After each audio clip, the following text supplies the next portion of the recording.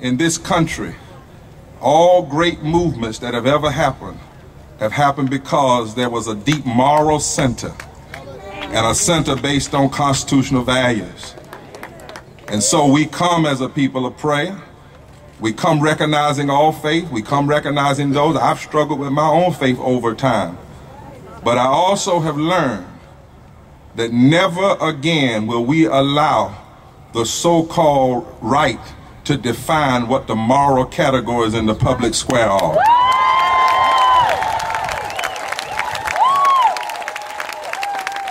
You see, our opponents, their strategy is always one of division. They want us to think we live in silos, not communities, not the beloved community, Joyce, not as human beings. The idea of community to us is we. The idea of community to them is them versus us. And it's a strategy. They've tried, and it's worked in the South especially for a long time, but a change has come.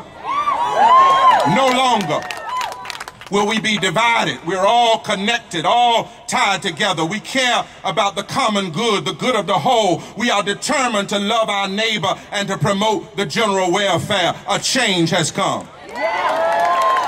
So I stopped by this evening not to speak for the sisters, but to stand in solidarity as we say to Mr. Tillers, Mr. Berger, and Mr. Corey, you don't get it. You just don't get it. Say that with me. You just don't get it. This is Moral Monday, and it's dedicated not just to women's rights on a particular issue, but it's dedicated to women raising their voices and putting their bodies in action against the extreme immoral policies and decisions of the current leadership of our governor, our speaker, and the Senate leader. Nobody made the sisters come. Nobody made them stand up. Our proponents are saying the only reason thousands of sisters have joined our movement is because they are temporarily upset with the dangerous anti-abortion bill that were cut, pasted, and emailed to them by their national right wing called ALEC, A-L-E-C. That's right. Where a group of men who've never been pregnant tried to ram through some legislation. But the truth is, when we started the HKonJ People's Assembly 7 years ago, women were there and in the center of the leadership. All the sisters that have been at HKonJ, raise your hand. Look all around. When we brought nearly 18,000 people this year to the People's Assembly to bring our concerns, women were at the center of that leadership. They were not on the sideline. When we started Moral Mondays and the first group went to jail, the women were at the front line. In fact, I walked in the building with Barber, my sister. And for those of us that know the book called the Bible, women have always been there. There were women that took on Pharaoh. There was a woman named Deborah in the Jewish tradition that led when the men were too scared to lead.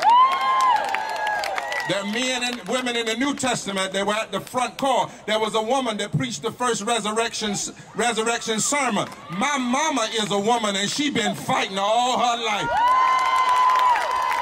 The sisters have been here in the spirit of Susan B. Anthony, who says, cautious and careful people always casting about to preserve their reputation or social standards can never bring reform. The sisters are here in the spirit of Mary Wright Edelman, who says, my faith has been the driving thing of my life.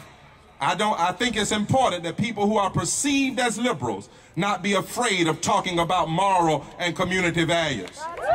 The sisters have been here in the spirit of Eleanor Roosevelt, who said, nobody can make you inferior without your consent, so don't ever give it. The sisters are here, the sisters have been here, and the sisters are here to stay, and it's a pro-choice decision.